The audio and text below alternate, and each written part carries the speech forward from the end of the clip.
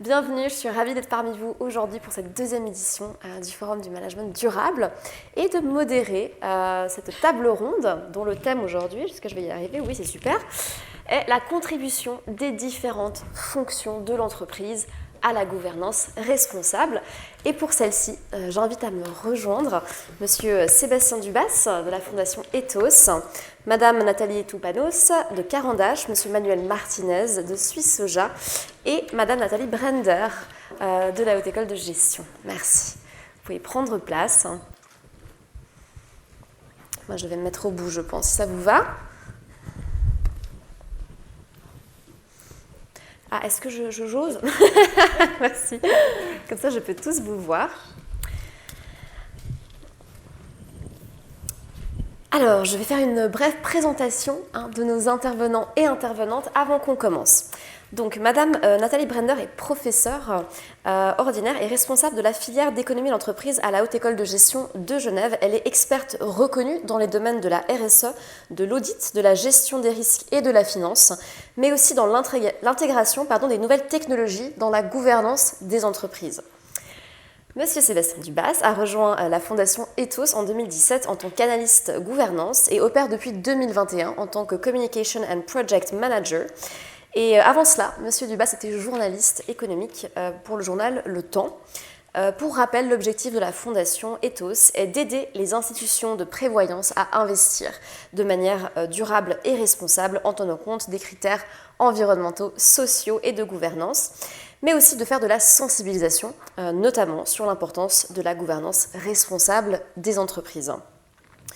Madame Nathalie Toupanos est directrice des ressources humaines chez Carandache. Elle est au bénéfice d'un master en économie et gestion d'entreprise. Elle a 22 ans de carrière chez Carandache et elle a pu participer, de par ce fait, activement au développement des processus RH et elle siège également actuellement au comité de direction. Et finalement, Monsieur Manuel Martinez, qui était avec nous également l'an passé, on a la chance de l'avoir 2 années de suite, qui est le CEO et partenaire fondateur de Suisse Soja, une entreprise pionnière du tofu bio en Suisse. Il est également président du comité de direction. De par son secteur d'activité, Suisse Soja opère sur de nombreux axes, logistique, marketing, commercial, qualité. Monsieur Martinez est investi de façon transversale dans toutes ses activités, ce qui lui permet d'établir des liens concrets entre la gouvernance et l'opérationnel. Et c'est ce qui nous intéresse aujourd'hui. Sans plus attendre, donc j'aimerais, avant d'entrer vraiment dans le vif du sujet, Madame Brender, si je peux vous demander peut-être de commencer par nous redonner un peu la définition de la gouvernance, un peu générale, et aussi qu'est-ce qui serait la gouvernance, on va dire, idéale pour permettre à une démarche RSE de fleurir.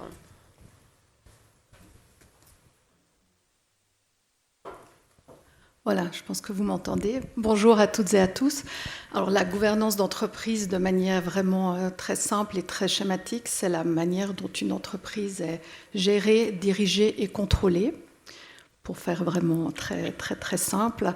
Et le rôle principal, c'est d'équilibrer les pouvoirs entre les différents organes, notamment le conseil d'administration, son équivalent, les actionnaires ou les propriétaires, et puis la direction ou la direction générale qui est vraiment dans l'opérationnel de l'entreprise et plus largement de toutes les parties prenantes d'une entreprise ou d'une organisation. Après, sur la deuxième question, donc le modèle idéal de gouvernance en lien avec la RSE, c'est un peu délicat toujours de prôner un modèle idéal, mais dans l'évolution des modèles de gouvernance, il y en a 2 qui se distinguent actuellement. C'est un qu'on appelle la gouvernance intégrée. Donc ça veut dire qu'on va intégrer la RSE directement dans les structures, notamment dans le conseil d'administration, dans les fonctions et puis dans les processus de l'entreprise. Et le deuxième, c'est celui qu'on appelle en anglais, je ne sais pas très bien le traduire en français, le stewardship model. Donc c'est vraiment d'être au service d'une mission et de valeurs.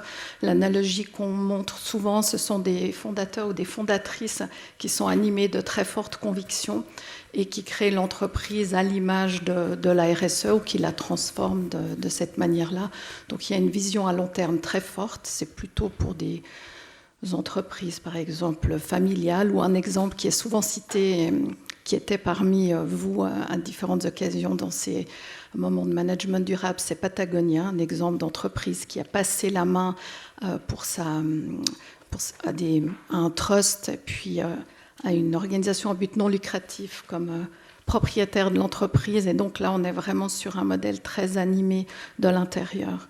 Mais sinon, peut-être on aura l'occasion d'en revenir. Plutôt que d'un modèle, moi j'aime mieux parler de conditions idéales pour avoir une gouvernance qui fonctionne bien et qui intègre la RSE, mais peut-être dans un deuxième temps, on peut y revenir, parce qu'il y a des caractéristiques assez spécifiques. Absolument, on va pouvoir rentrer un peu plus en détail, mais je pense que c'était bien de faire une petite base commune.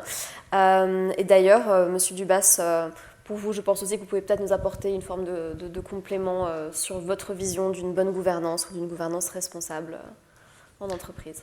Oui, tout à fait, merci. Déjà pour préciser, nous, en tant que la Fondation Ethos, on s'adresse surtout et principalement aux entreprises cotées en bourse. Donc peut-être qu'il y a quelques différences avec les plus petites PME.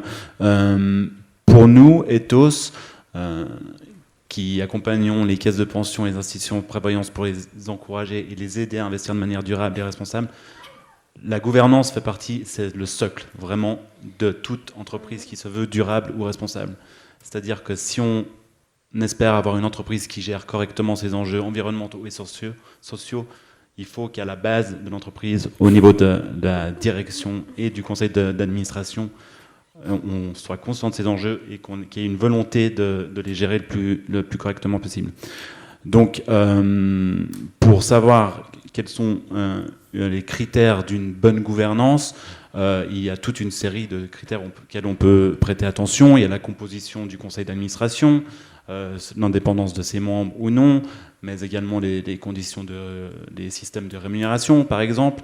En fait, ce qui est important, et nous, ce qu'on considère qui est important, c'est qu'une bonne gouvernance responsable doit garantir la sauvegarde des intérêts de toutes les parties prenantes de l'entreprise, et pas seulement de telle ou telle partie prenante. Donc voilà ce que je peux dire. Selon vous, quels seraient les risques de ne pas incorporer ou de ne pas bien incorporer, on va dire, la RSE au board, au comité exécutif, pas exécutif, pardon, conseil d'administration, merci. Donc, quels seraient les risques et inversement, quelles seraient les opportunités en fait Alors, les risques, il y en a plusieurs. On a parlé tout à l'heure de la réglementation qui évolue très rapidement. Donc, si à la tête même de l'entreprise, on ne se tient pas au courant de l'évolution de ces réglementations en matière de durabilité, il y a un risque de ne plus être aligné sur ces réglementations. Il y a un risque aussi peut-être de ne pas saisir les opportunités de développement pour l'entreprise. Par exemple, une entreprise qui voudrait faire partie de la transition énergétique en cours, ça représente des opportunités pour développer ces activités. Si on se coupe de ça, si on n'y prête pas attention, on risque de rater le coche.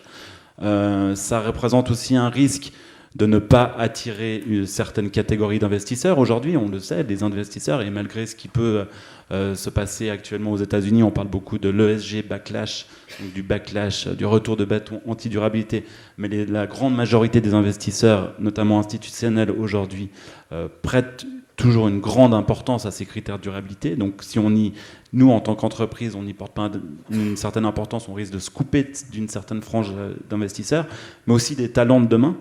Je crois qu'aujourd'hui, la gestion des enjeux environnementaux et sociaux de la part des entreprises, pour les jeunes talents, les jeunes qui sortent de l'université, des hautes études, des autres écoles, etc., c'est un critère important de comment l'entreprise, est-ce qu'ils vont pouvoir se reconnaître dans les valeurs de l'entreprise ou pas. Donc si on veut pouvoir continuer d'attirer des talents, il faut aussi prêter attention à ces enjeux-là.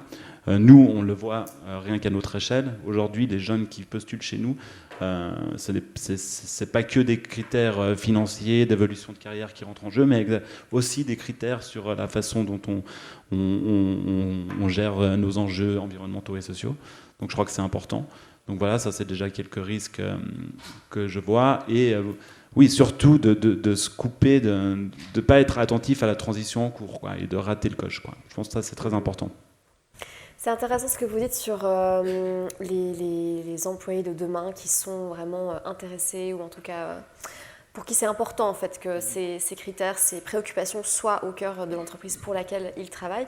Et à l'inverse, nous on a parlé du fait que parfois c'est l'opposé, c'est-à-dire que c'est vraiment le top management qui doit parfois entraîner, motiver, convaincre une partie des employés qui ne sont pas encore tout à fait à la page, mais on va revenir là-dessus.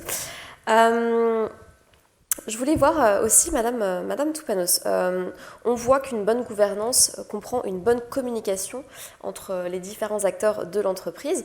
Donc, chez Carandache, est-ce que les ressources humaines arrivent à avoir l'écoute du comité d'administration plutôt qu'être de simples exécutants? Et si oui, qu'avez-vous mis en place pour assurer cette bonne communication, en fait, à tous les niveaux hiérarchiques? Alors, oui, effectivement, chez Carandache, les ressources humaines sont une partie prenante du comité de direction et ont un rôle prépondérant, comme tous les membres du comité de direction, au sein de l'entreprise. Chez nous, déjà, il faut savoir que la partie RSE fait partie de la stratégie d'entreprise et fait partie des initiatives stratégiques de Carandache. Avec un responsable qui supervise en fait ce département. Vous parliez de la manière dont les RH sont impliqués et ce qui a été mis en place. Carandache est, comme je pense que vous le savez tous, une entreprise familiale avec énormément de bienveillance, d'interaction entre chacun des membres, une considération de chaque collaborateur. C'est notre première richesse, les ressources humaines et nos collègues. Et en fait, la communication se décline à tous les niveaux de l'entreprise. Et elle commence par le comité de direction, où nous, on a pu mettre en place et instaurer une collaboration très efficace et étroite entre les ressources humaines et la direction générale. Ce qui fait qu'on échange toujours de concert de manière constructive en amenant des éléments factuels et en pouvant en fait déjà débattre et échanger au sein du comité de direction. Et ensuite, la directrice générale qui est membre en fait invité permanent au conseil d'administration peut partager avec le conseil d'administration les différents éléments et donc les préconisations, prérogatives, questions auprès du conseil d'administration. D'accord. Et c'est quelque chose, vous me disiez, qui n'a pas tout... Enfin, dans le sens, c'est quelque chose qui s'est affiné avec le temps, qui s'est amélioré. Donc, il y a vraiment eu un effort de resserrer ce lien pour avoir une communication plus efficace. Ouais. Effectivement. Alors, ça fait quelques petites années que je travaille chez Carandache, mais la responsabilité RH, je l'ai depuis fin 2014, en même temps que la directrice générale qui à l'époque était aux finances. Et en fait, on avait déjà constaté qu'il fallait qu'on crée un lien très fort et qu'on puisse bien échanger et partager ensemble et avancer ensemble main dans la main. Et ce partenariat, cette collaboration, elle s'est construite sur des bases très solides. La confiance est là et nous permet en fait d'avancer. Et on avait remarqué que le lien n'étant pas là jusqu'à présent pour diverses situations et un historique, eh bien ça bloquait en fait cette gouvernance et ces possibilités d'avancer et de traiter des situations importante et primordiale pour l'entreprise. Merci beaucoup. Là, on a l'exemple d'une très très grande entreprise et à contrario, je suis curieuse de savoir, justement dans une entreprise plus à taille humaine, comment est-ce que vous, Monsieur Martinez, vous assurez que les intérêts ou les potentielles revendications des employés soient vraiment représentés au comité de direction? Alors, bonjour à tous. Effectivement, je suis Soja. Aujourd'hui, on est une entreprise à taille humaine. Pour donner un chiffre tout simple, quand j'ai repris cette entreprise il y a 18 ans, on était 2 collaborateurs et on transformait tous les jours à peu près 100 kilos de tofu avec du soja importé. Aujourd'hui, on est une petite vingtaine et on transforme tous les jours environ une tonne de tofu avec du soja 100% genevois. Dans le cadre de notre process RSE, pour nous, vraiment, la RSE, ça fait vraiment fait partie de notre culture d'entreprise, c'est vraiment notre conviction. Et pour être certain que l'ensemble du personnel adhère à ces valeurs-là, on crée des groupes de dialogue réguliers auxquels participent tous les intervenants de l'entreprise, en passant par les membres du comité de direction, en allant aux apprentis, aux stagiaires, parce qu'on souhaite vraiment que tous puissent s'exprimer, tous puissent dire librement, ouvertement, qu'est-ce qui leur plaît, mais aussi qu'est-ce qui les questionne et ce qu'ils aimeraient voir évoluer. À titre d'exemple, récemment, ils ont évoqué le souhait que l'entreprise adhère à une caisse de pension qui soit davantage éthique et qui se concentre dans les énergies vertes. Donc c'est une demande qui a été remontée au comité de direction, puis qui du coup maintenant fait partie de nos réflexions stratégiques pour l'année à venir. Donc ceci n'est qu'un exemple finalement des différentes mesures d'échange et de partage que l'on doit avoir en interne, parce que même à notre petit niveau d'une vingtaine de personnes, on a des collaborateurs qui tous les jours peuvent questionner les différentes mesures RSE qui peuvent être mises en place. Ils peuvent parfois estimer que c'est moins rentable, moins productif ou que c'est chronophage, mais nous, on doit vraiment leur démontrer l'importance de ces mesures RSE, non pas nécessairement uniquement pour l'entreprise, mais vraiment dans un but de préservation de l'environnement et de l'économie. Oui, et au-delà de démontrer ou de convaincre, c'est aussi donner l'exemple quelque part, parce que si on ne voit pas l'exemple et la conviction qui vient du top management, parfois c'est compliqué. Oui, tout à fait. Alors c'est quelque chose qui est très important. Il faut effectivement que le comité de direction de Suisse Soja donne une vision claire et lisible de nos process RSE et qu'on l'incarne également. Parce que si on donne des instructions aux collaborateurs et qu'on ne les incarne pas soi-même, forcément ça perd en crédibilité. Et on a la chance, ne serait-ce que tout récemment, qu'un membre de notre comité de direction a également décidé de prendre en charge tous les aspects RSE pour être certain qu'ils soient pleinement et entièrement relayés, régulièrement relayés au sein de l'ensemble de nos équipes.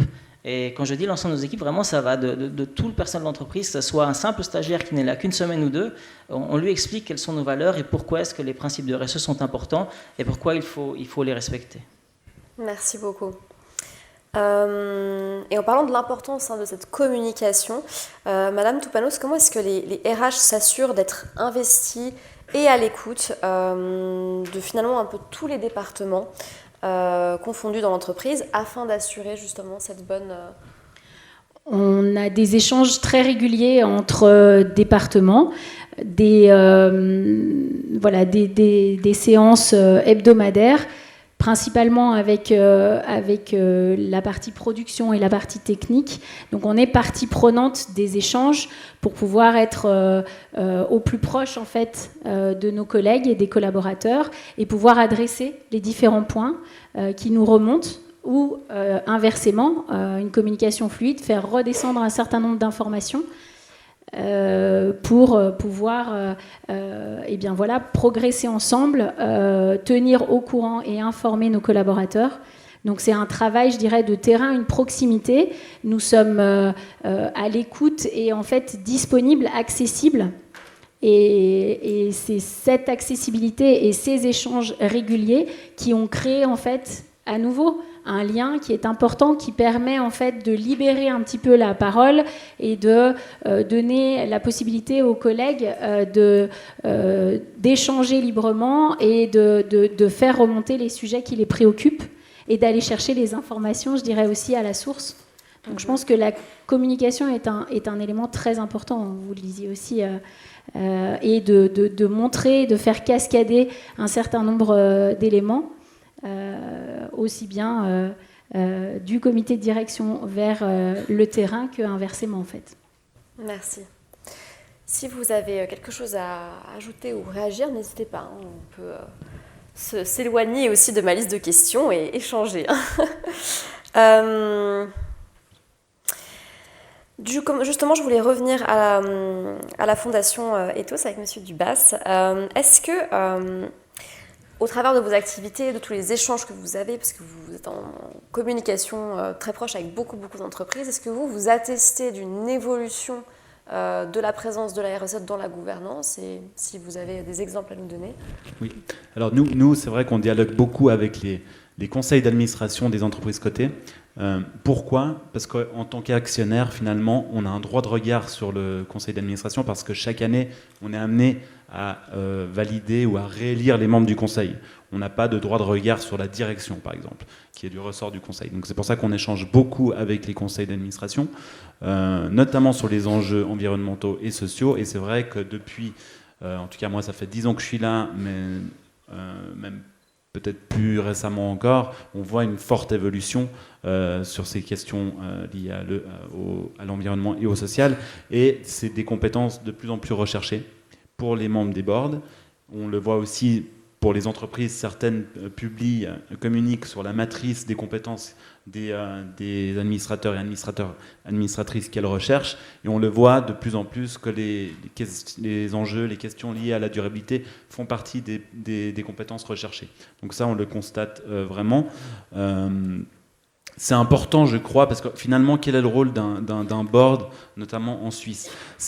C'est de superviser le management, mais c'est aussi de le challenger, de pouvoir... Nous, on aime bien parler de la relation de sparring partner un peu avec la direction générale, parce que si le board est juste là, finalement, pour valider et puis dire... valider toutes les décisions prises au niveau de la direction, ça ne fait pas de sens. Donc son rôle, c'est vraiment de pouvoir challenger, échanger, peut-être pousser dans une direction ou une autre, et c'est pour ça que c'est d'autant plus important qu'ils aient aujourd'hui des compétences à ce niveau-là. Donc oui, on voit une évolution vraiment de ces 10-5 dernières années. Mmh. Et comment est-ce qu'on peut évaluer si la composition, par exemple, d'un board est... Enfin, il n'y a pas de conflit d'intérêt. Qu'est-ce qu'on cherche pour avoir quelque chose où on est sûr que ça va être challengé, etc. Oui, alors après on n'est jamais sûr de rien, effectivement. Et c'est vrai qu'aujourd'hui, on voit que... je regardais, par exemple, ce matin, la composition du board de l'UBS. Et je me suis rendu compte que, je pense, la moitié des membres, on indique qu'ils ont des capacités en matière de ESG. Le ESG, c'est quand même très large. Est-ce qu'il a des compétences en matière de climat ou de droits humains ? C'est pas vraiment toujours précisé. Donc des fois, c'est sûr que c'est un peu opaque et il faut aller creuser. Mais nous, en tout cas, on s'intéresse. On a plusieurs critères qui entrent en jeu pour savoir au niveau de la composition d'un board s'il permet justement de garantir le respect et d'assurer les intérêts de toutes les parties prenantes de l'entreprise, parce qu'au final, c'est ça qui compte, c'est qu'on veut un board qui ne soit pas juste là pour privilégier les intérêts du plus gros actionnaire, par exemple, ou je ne sais quelle autre partie prenante. Donc c'est ça. Donc nous, on a des critères d'indépendance. Il faut un actionnaire important peut être représenté au board, ça, évidemment que c'est possible, mais il ne faut pas qu'il soit surreprésenté, qu'il contrôle le board, par exemple. Il y a des critères aussi de durée. On considère qu'un ou une administratrice ne devrait pas rester plus longtemps que X années au sein du board, parce que sinon, finalement, on a besoin de renouvellement. Hein. Autant on a besoin d'avoir des compétences différentes et une diversité au niveau des membres des boards, mais autant on a aussi besoin d'avoir un renouvellement pour qu'on puisse apporter une nouvelle vision, de nouvelles idées. C'est important. Donc voilà, nous on analyse en tout cas la composition des conseils d'administration avec plein de critères différents, et puis pour arriver à un certain équilibre qui nous paraît justement toujours dans l'objectif de pouvoir défendre les intérêts de l'ensemble des parties prenantes de l'entreprise. Mmh. Si je ne me trompe pas, vous m'avez mentionné une présidence tournante chez Carandache, c'est bien ça ? Dans la... Oui ? Non, on a une présidente, Carole Hubscher, Mmh. au niveau du conseil d'administration. Au comité de direction ?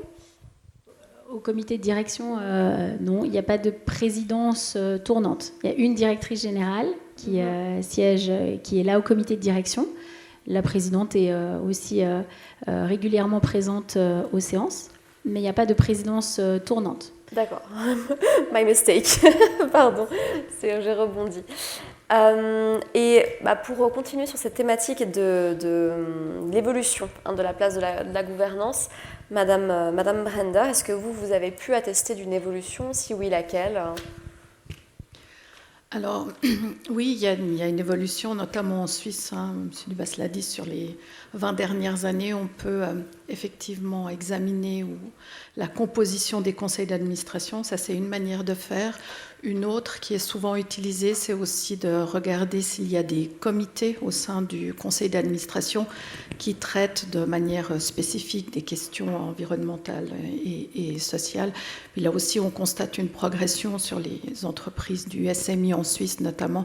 Il y en a 19 qui ont soit des membres qui ont des compétences ESG, comme vous le disiez, soit qui sont intégrés dans des comités, que ce soit gouvernance ou audit et risque et ESG, c'est souvent associé. Mais à ma connaissance, il n'y en a qu'un seul qui est spécifiquement labellisé officiellement. Vous me corrigerez, c'est faux. On voit vraiment ESG ou RSE.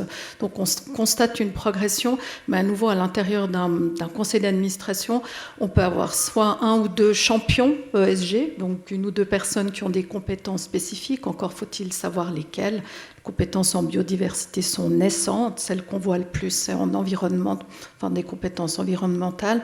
Ou alors on peut avoir un comité spécifique exclusivement composé de personnes compétentes en RSE, ou les intégrer dans des comités, ou alors avoir l'ensemble du conseil d'administration, l'ensemble des membres qui a des compétences ESG. Mais pour ça, ça nécessite des formations. Et certaines entreprises le font, elles forment leurs membres du conseil d'administration pour être plus sensibles. Un autre moyen, c'est la diversité des membres. Vous avez mentionné l'indépendance, mais il y a des études scientifiques qui montrent que lorsqu'il y a plus de femmes et de personnes plus jeunes, eh bien, il y a une orientation RSE plus forte. Puis on a un intérêt à avoir une orientation RSE plus forte, parce que les performances des entreprises, d'autres études le montrent, sont en général meilleures. Un troisième élément qu'on remarque aussi, c'est la présence d'un responsable en durabilité ou un CSR officer, un CSO en anglais. Donc ça, on constate une évolution. De plus en plus d'entreprises ont un responsable au sein de leur entreprise. Maintenant, il faut lui donner les moyens d'action. On a eu l'occasion d'en discuter. Il faudrait qu'il rapporte directement à la direction générale au minimum, voire au conseil d'administration. Et tout seul, il ne peut rien faire, parce qu'on a coutume de dire que voilà, c'est le responsable RSE qui fera ça, ou le responsable durabilité, puis finalement les autres services ou les autres personnes se désengagent. On peut faire un parallèle avec la gestion des risques, où on a des risques managers. Puis actuellement, il y a une évolution pour redonner du pouvoir et des moyens d'action à ces rôles-là, et notamment pouvoir s'appuyer sur les départements. Vous mentionniez tous les deux qu'il faut que les managers soit à bord et puis que ça transparaisse dans tous les processus de l'entreprise. Et une des manières de faire pourrait être, s'il y a des personnes qui cherchent peut-être certaines idées, c'est d'avoir des répondants ou des mini-responsables RSE dans chaque département, donc des gens qui sont acquis à la cause, à qui on donne aussi une responsabilité au sein de ces départements ou au sein des processus pour promouvoir la RSE. Mais c'est vrai qu'il y a assez peu autrement d'études chiffrées. Alors oui, on va vous dire 95% des entreprises internationales rapportent en durabilité parce qu'il y a une évolution réglementaire, vous l'avez dit aussi. Donc les entreprises sont forcées de faire du reporting, mais encore faut-il avoir un reporting fiable, des métriques qui aient du sens, qui soient complètement intégrées dans les processus de l'entreprise et les évaluations de performance, vous l'avez mentionné aussi, des managers. Parce qu'on parle beaucoup du tone at the top du conseil d'administration, c'est une condition, j'allais dire, sine qua non, sinon ça ne fonctionnera pas. Mais les investisseurs sont importants et avec l'actionnariat actif, vous pourrez en témoigner, c'est un des moyens d'action sur l'entreprise aussi, et au sein des départements avec les managers et l'ensemble des collaborateurs pour que l'évolution continue. Ben voilà, je pense qu'il y a une évolution, mais il y a encore du travail à faire. Je pose une question un petit peu générale. Moi, je suis employée d'une entreprise, je n'ai pas forcément de pouvoir hiérarchique quelle qu'elle soit, mais j'estime que, ou en tout cas je soupçonne que peut-être il n'y a pas assez de représentation RSE dans le conseil d'administration ou que la gouvernance pourrait bénéficier un petit peu d'être améliorée, d'être plus durable. Quels moyens en fait je peux entreprendre pour vraiment venir établir cette communication avec les personnes responsables? Comment je m'y prends? Là, vous parlez d'un ou d'une collaboratrice dans l'entreprise. Oui, quelqu'un de voilà, dans l'entreprise qui aimerait ouvrir cette discussion-là, parce que finalement, on peut aussi ressentir qu'on a finalement peu de pouvoir sur la composition du conseil ou son fonctionnement. moi, je peux dire quelques mots là-dessus. C'est que moi, je pense qu'une des clés déjà, c'est que la gouvernance et la conviction que la RSE est la bonne voie. Parce qu'un collaborateur, une collaboratrice qui travaille dans une entreprise où la gouvernance n'est pas convaincue que la RSE est la voie à suivre, c'est pas certain que cette personne soit réellement entendue. Donc, moi, je pense que la gouvernance vraiment doit être dans la conviction que c'est de la bonne méthode, parce qu'il faut savoir que souvent RSE, ce n'est pas compatible avec... durabilité, ça ne veut pas dire rentabilité. Et dans les entreprises, notamment à la taille de la mienne, et ben, parfois on prend des mesures qui ont des coûts, qui diminuent la rentabilité, qui diminuent notre compétitivité économique, mais c'est vraiment une valeur qu'on a ancrée en nous. Et il y a des entreprises où les actionnaires ou les investisseurs, ils soutiennent effectivement sur le papier la démarche RSE, mais ensuite, du moment que la rentabilité baisse, eh bien, ils cherchent des coupables, ils ne comprennent pas pourquoi, et que parfois, quand on veut s'investir dans la RSE, dans une PME ou dans une grande entreprise, il y a des coûts, et ces coûts, il faut les amortir. Et ces amortissements, ils peuvent prendre plusieurs années durant lesquelles la rentabilité va baisser. Et il faut vraiment avoir dans ce cadre-là une gouvernance qui est convaincue de ce qu'elle fait et qu'elle puisse résister à l'assaut d'actionnaires qui viendraient dire non, mais ça ne va pas, on a pris une direction, mais au final, la rentabilité baisse, qu'est-ce qui ne va pas? Parce que parfois, ils estiment que c'est la faute de la gouvernance qui n'a pas su suivre les bonnes orientations, alors que la réalité, c'est tout simplement qu'ils n'ont pas compris que parfois, il faut des investissements qui coûtent et qui prennent du temps. Et c'est pour ça que je rebondis sur votre question, c'est que quand on travaille dans une entreprise où la direction est sensible à ces convictions-là, ben, ça fait sens, c'est même plaisant d'avoir des collaborateurs qui vous remontent des demandes et des exigences, et on a plaisir vraiment à les relayer et à essayer de les concrétiser, mais quand la direction elle-même n'est pas convaincue, ben, le risque c'est celui-là, c'est qu'ils ont trop peur pour leur place, ils ont trop peur d'être éjectés par l'actionnariat qui dira oui, on a pris des mesures RSE, mais au final, la rentabilité a baissé, donc on n'est pas nécessairement très content. Donc il faut partir, voilà le message. Si je peux rebondir, effectivement, je pense qu'il est important que, auprès du comité de direction notamment, on soit sponsor, et on est les premiers ambassadeurs, et c'est nous qui qui donnons l'impulsion et qui donnons la possibilité et l'opportunité aux collaborateurs de se sentir intégrés et de pouvoir être partie prenante eux aussi de cette politique RSE. Chez Carandache, en fait, à partir du moment où ça a été ancré et ça a été notifié que ça faisait partie de l'initiative stratégique d'une des initiatives de Carandache, et qu'il y avait un responsable RSE qui siège justement au comité de direction qui dépend de la directrice générale et qui a l'appui en fait de ses collègues du comité de direction, où chacun est convaincu et chacun est lui-même sponsor et vient en fait faire transmettre et informer et échanger, et donne la possibilité à ses collaborateurs d'avoir cette liberté, comme je disais tout à l'heure, de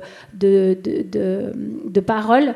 Et bien c'est comme ça que les choses, que les choses peuvent avancer de concert, en ayant des personnes convaincues comme l'est le comité de direction. Mais sans l'appui du comité de direction et du coup, par là même, du conseil d'administration, bien sûr, eh bien, les choses sont beaucoup plus compliquées, je pense. Pour revenir sur le coût de la durabilité, il y a quand même beaucoup d'études aussi qui montrent que intégrer des facteurs ESG dans ces financements ne nuit pas à la rentabilité, bien au contraire. Et d'ailleurs, nous, on a un indice chez Ethos qui vise à surpondérer les entreprises qui ont des bonnes notes en matière de gouvernance par rapport à l'indice de base du SPI. Et je regardais encore ce matin la performance, il a été lancé en 2017, cet indice, et depuis 2017, il a surperformé son indice de référence, donc le SPI, de 5%, je crois. Donc, et juste pour rebondir, donc, vous me demandiez qu'est-ce qu'on peut faire en tant qu'employé d'entreprise. Alors moi, je pourrais plutôt vous répondre qu'est-ce qu'on peut faire en tant qu'actionnaire d'une entreprise, parce que c'est ce dont on s'occupe chez Ethos. Et la bonne nouvelle, c'est que vous êtes toutes et tous actionnaires via vos caisses de pension, donc on peut tous agir. En tant qu'actionnaire, on est copropriétaire d'une entreprise, donc on a des droits à faire valoir. On peut déjà, comme je le disais tout à l'heure, chaque année, on peut voter à l'Assemblée générale, donc on peut réélire les membres des conseils d'administration. Et ça, c'est un droit et un pouvoir important, parce que croyez-moi que les membres des conseils, s'il y a une chose qu'ils n'aiment pas, c'est être mal réélus. Et ça, on le constate aussi. Être quoi, pardon ? D'être mal réélus. d'avoir été réélu au conseil d'administration avec un faible taux de soutien, généralement, ça joue son rôle. En tant qu'actionnaire, on peut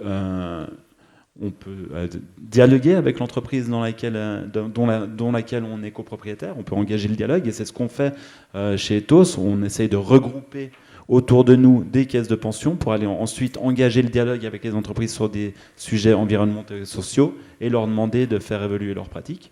Donc ça, on peut le faire. Donc si vous voulez, pour insuffler la RSE au top de l'entreprise, les actionnaires, nous, tout à chacun, a un rôle à jouer. Et on a des moyens de le faire.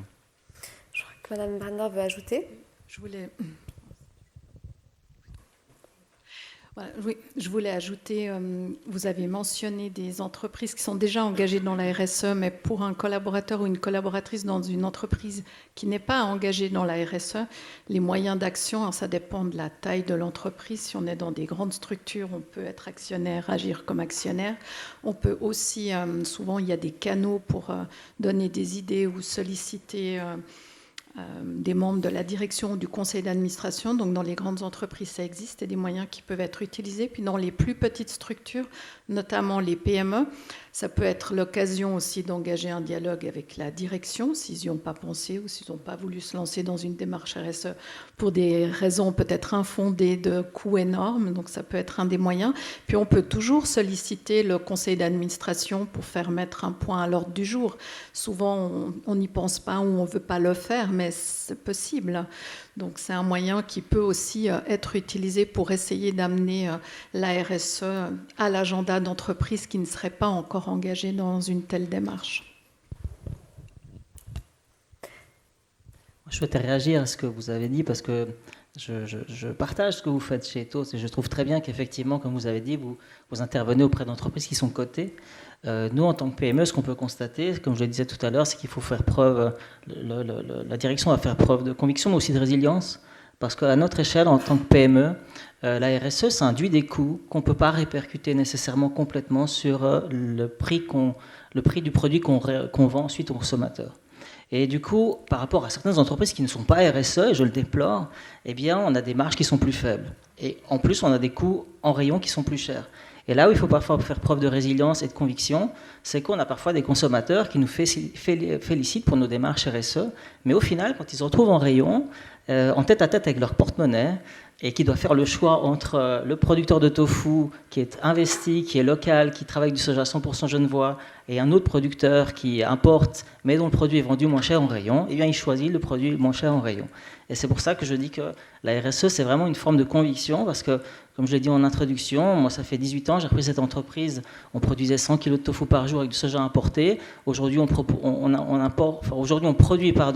une tonne de tofu par jour avec du soja 100% genevois. Donc effectivement, le coût de production est plus élevé, les marges sont plus faibles, les consommateurs parfois ne prennent pas nos produits en dépit du fait que ça soit local, mais on a vraiment cette volonté farouche de produire localement et d'être inscrit dans une volonté de développement durable. C'est pour ça que je dis que parfois pour les petites PME, ça a un coût et elles ne s'y retrouvent pas toujours à la sortie en termes économiques, mais au final, ce qui importe, c'est qu'on soit là, qu'on perdure, qu'on dure et puis qu'on puisse faire vivre ces valeurs. Oui, il y a une différence entre des critères ESG dans des investissements et plus simplement le coût de certaines mises en place, de certains prestataires qui vous aident à certaines démarches RSE à l'interne de l'entreprise. Donc maintenant, question un peu inverse. Je suis chef d'entreprise ou je fais partie du comité de direction, du conseil d'administration. Je n'ai pas encore réellement réfléchi à la RSE, à une bonne gouvernance pour mon entreprise, mais je suis motivée. C'est quoi un peu les premiers pas? Je commence par quoi? Parce que là, on a parlé de plein de choses très globales, mais vraiment, factuellement, c'est quoi le premier step?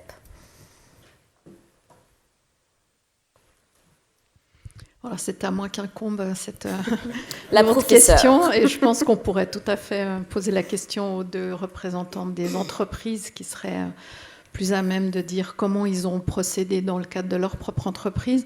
Un point de départ, c'est d'utiliser la norme ISO 26000 pour la suivre. Elle est relativement simple par rapport à d'autres cadres d'analyse ou d'autres théories qui existent. Donc ça, je pense que ce serait un bon point de départ, puis c'est assez facilement actionnable. Et puis, notre conseillère d'État l'a dit tout à l'heure, il y a un certain nombre de guides et de marches à suivre, alors plus spécifiques, qui existent pour les PME sur leur propre site et des démarches d'accompagnement qui sont à disposition. Mais je préfère passer la parole. Je ne sais pas si vous avez utilisé ISO 26000 ou un autre cadre de référence pour lancer votre démarche.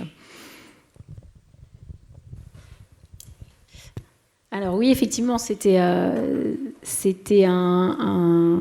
support. Et puis le fait d'avoir une personne clairement identifiée et nommée pour prendre cette responsabilité-là. Mais la norme ISO 26000 était quand même une des bases. Et c'est vrai qu'après, c'est quelque chose, on avait chez Carandache, ça fait quand même pas beaucoup d'années que l'on parle de durabilité. On avait déjà, lors de la construction de notre usine à Tonnet, enfin, il y a déjà des choses qui ont été mises en place d'un point de vue durabilité. On prêtait une attention toute particulière à l'environnement. On n'a passablement d'exemples dans notre production où, au-delà du fait que Carandache a des panneaux solaires depuis 2 décennies, sauf erreur de ma part. On utilise le bois qui nous sert à fabriquer nos crayons. Eh bien, les copeaux de bois sont recyclés et on sert à chauffer l'entreprise. Enfin, il y avait déjà des prémices, en fait, aussi bien dans notre production, dans la fabrication, que d'un point de vue collaborateur. Notamment Carandache est membre fondateur avec d'autres sociétés d'un service social interentreprise, donc où l'on met à disposition de nos collaborateurs les compétences d'assistants sociaux. Donc ces points-là ont déjà été adressés. Donc je dirais que c'était dans la continuité. Et ensuite, cette norme ISO 26000 jetait déjà des très bonnes bases et nous permettait en fait d'aller beaucoup plus loin et d'avoir un cadre très clair et d'identifier un de nos collaborateurs très impliqués dans ces démarches et d'avoir en fait cette stratégie de durabilité qui déjà était clairement ancrée dans l'esprit de notre directrice générale, qui a pu, je dirais, permettre de passer une vitesse supérieure il y a maintenant 7-8 ans à peu près, quasi à ses débuts en fait, en tant que notamment déjà directrice financière. Super. Quelque chose à ajouter ? Non ? Je pense qu'il nous reste quelques minutes, pas énorme, mais quand même, si potentiellement quelqu'un a une question, on peut faire rapidement 1 ou 2 questions, et si jamais on n'a pas le temps de tout faire, à la suite de la présentation du baromètre, on aura plus tard une petite pause et nos intervenants seront disponibles et vous pourrez aussi avoir des échanges one-on-one. Donc voilà, si vous voulez poser une question maintenant, n'hésitez pas. Monsieur ? Juste devant ? Merci beaucoup. Merci pour la parole, merci pour la présentation. Richard Mukunji, Chambre de commerce suisse, République démocratique du Congo, en compagnie du gouverneur de province de Kasaï central. Alors, peut-être quelques petites questions. D'abord, en ce qui concerne le responsable des responsabilités sociétales des entreprises, quel serait éventuellement son cahier de charge? Ces missions spécifiques, on en a parlé, et puis par rapport à l'universalité de la responsabilité sociétale des entreprises, les standards ne sont pas les mêmes dans les pays. Et nous, là, on est par exemple dans le cadre de multinationales. Comment on fait, comment on les suit? Si dans un pays où le cadre est assez serré et la multinationale, dans un pays peut-être d'exploitation, ne respecte pas certaines, comment on arrive peut-être à le faire remarquer.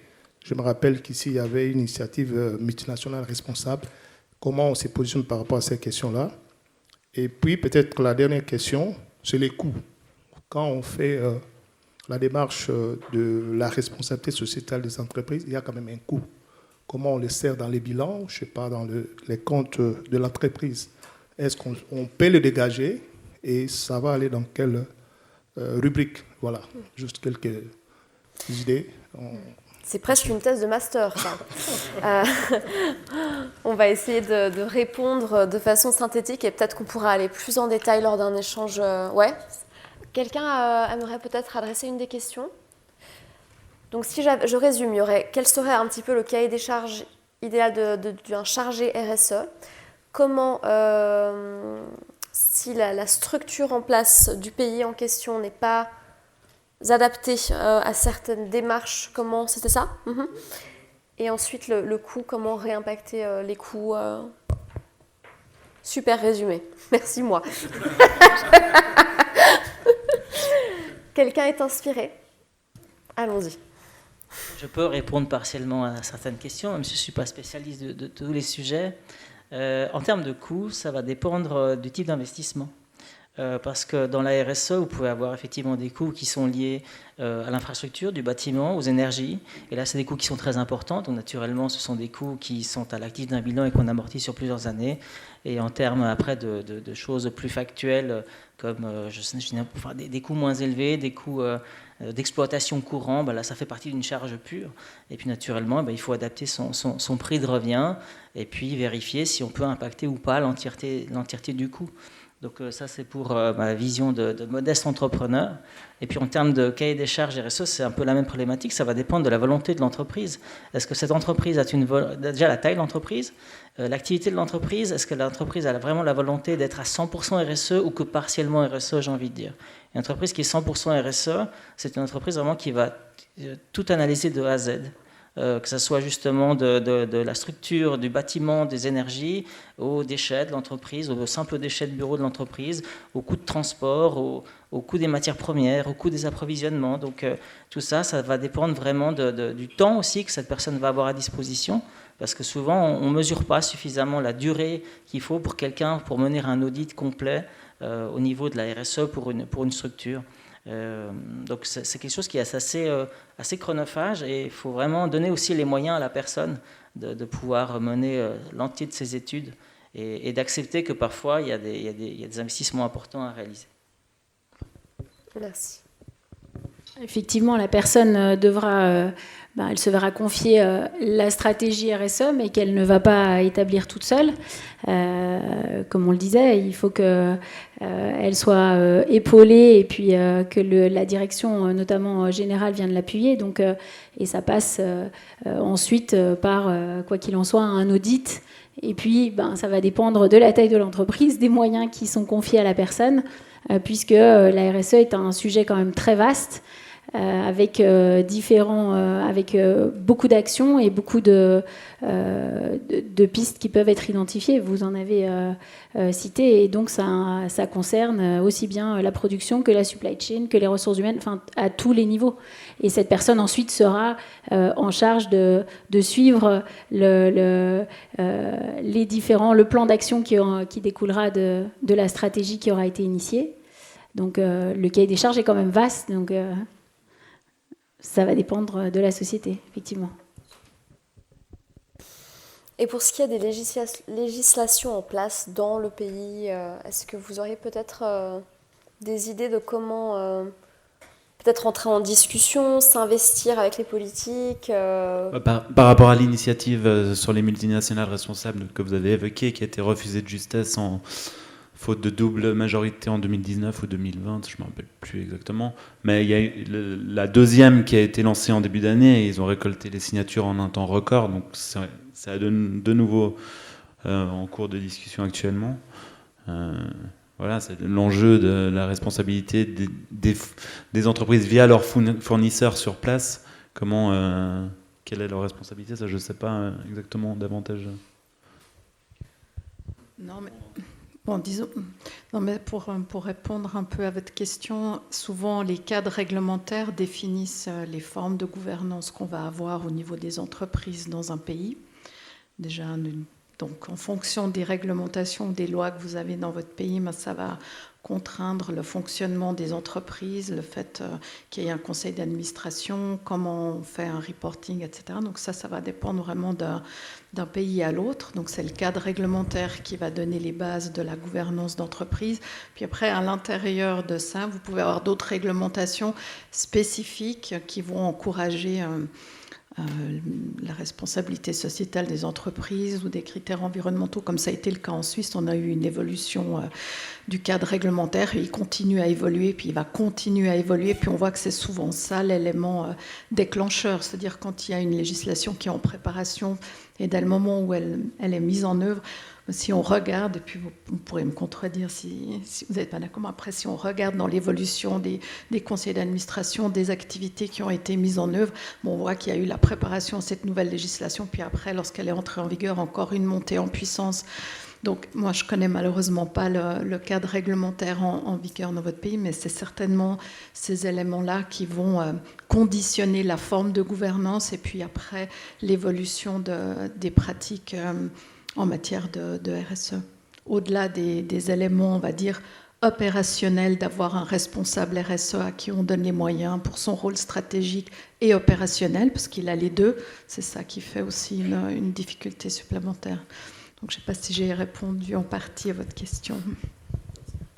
Voilà, j'espère que ça aura pu répondre un petit peu et éclairer. C'est tout le temps qu'on a aujourd'hui pour notre table ronde. Donc comme je le disais, si jamais vous avez d'autres questions, n'hésitez pas à avoir des échanges plus personnels lors de la pause.